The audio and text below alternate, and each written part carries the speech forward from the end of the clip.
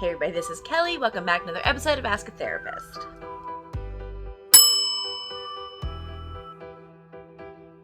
Today we are talking about self-diagnosis.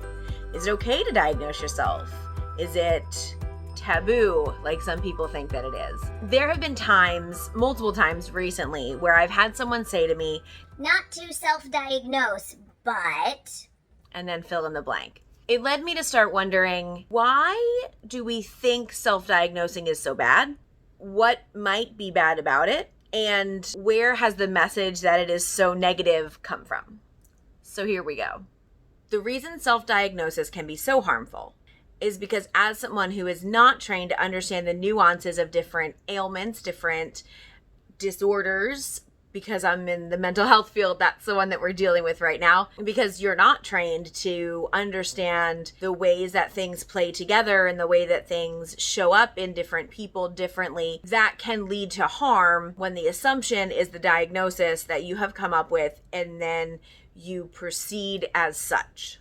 The other side of that, and the conversation I have regularly with clients, is you know yourself. And when you're being your most honest, when you're being your most vulnerable, is the way that you're feeling normal for you? Is it typical to how you would regularly feel in a similar situation? If you have always been someone who's quick on the trigger, who is given to anger right away, and you find yourself given to anger right away, that's not necessarily a mental illness, right? But if you find yourself no longer caring and therefore not getting angry, or getting angry so much quicker than you used to, now we have a problem. You are the only one who would know how much more quickly you are doing it than how you used to be. If someone comes into my office and they want to talk about this, I'm not calling in every one of their friends and family members and verifying with them the information that I'm being told. I'm taking what I'm getting at face value in order to make the best observation I can. But it really does take the person knowing themselves. That's where the problem comes in, right? Because self-diagnosis is so looked down on by people, but it's partially essential in order for someone to be prompted to come into the therapist's office anyway. People come into therapy because something isn't working. And if something's not working, who told them something wasn't working? They have to find out somehow. This problem gets bigger when we think about the stigma that self-diagnosis has earned and maybe why it's earned that stigma. So first of all, people seem to think that self-diagnosing is asking for attention. People are like, I don't have this problem, because people have in their lives other things that are so much harder than what I have in my life, and they have this problem, so I can't possibly have that. Completely forgetting the fact that everyone's problems are personal to them and everyone's situation is personal to them. The idea that people should not self-diagnose is so hard because it's not correct and it's not incorrect either. People should be aware enough of their bodies and of their emotions, of their personalities, to know when something is off, and then they should feel free to go in and get help. The thing that stops people from getting help in a mental health capacity is the stigma that they carry either with themselves or people around them about them getting help. I can understand from some people's perspective why the idea of someone else self-diagnosing a mental illness feels wrong. But the message we give to people who say they may have something going on with them is, don't look for trouble, don't look for attention, you're being too dramatic. All of the things that are said to people that tend to create lack of self-esteem and problems focusing and problems understanding who we are as individuals also can sometimes lead to mental health issues. It's a weird cycle. Over the years, this stigma of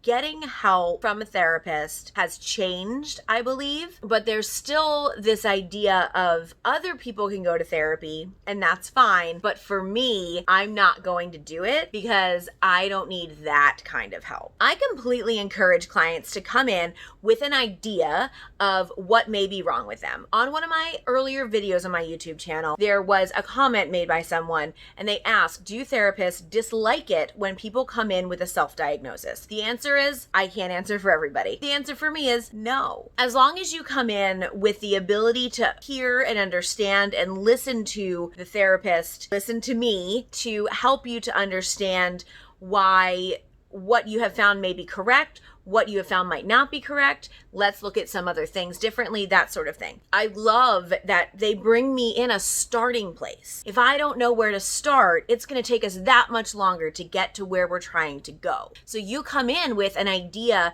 and a suspicion about what's happening in your life, then you hand it over to the therapist, and together you work on that. It's also fine to come in and say, I don't know what's wrong, but something's off. That's totally fine. I'm just saying, if someone has an idea, to not share it in session with your therapist implies a lack of trust, either in yourself or in your therapist. So if you have an idea of a diagnosis or what your symptoms might look like or what might be going on for you, and you don't share it with your therapist, I would encourage you to ask yourself the question, do I not trust my therapist? Do I not trust myself? And where does that lack of trust come from? That part aside, the guilt that we lay on people for doing research and finding out their own symptoms is, to me, bizarre. People should feel empowered to take control of their own medical and mental health status. The idea that self-diagnosis is wrong is riddled with shame about something being wrong with you. As human beings, if we could get rid of this weird relationship that we have with shame, we would all be better off. Think about the number of things that you could be excited about or share with other people if you didn't have to carry around this shame, usually enforced from the outside of you, for whatever it is that you want to share.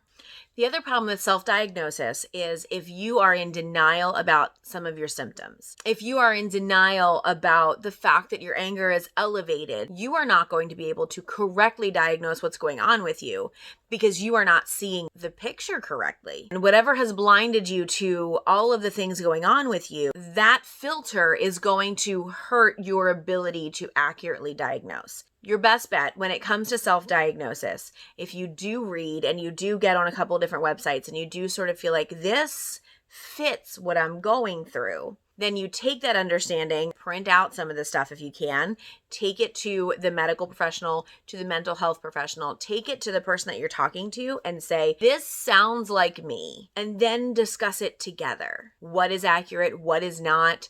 I have another video about diagnosis in general and sharing a diagnosis with other people in your life. I'm going to go ahead and link that if you want to check that out, because there's so much around diagnosis in general, the stigma of having a diagnosis, whether or not your family members accept and care that you have one at all. All of those things are talked about in that video, so I'll link that here. That's all for today.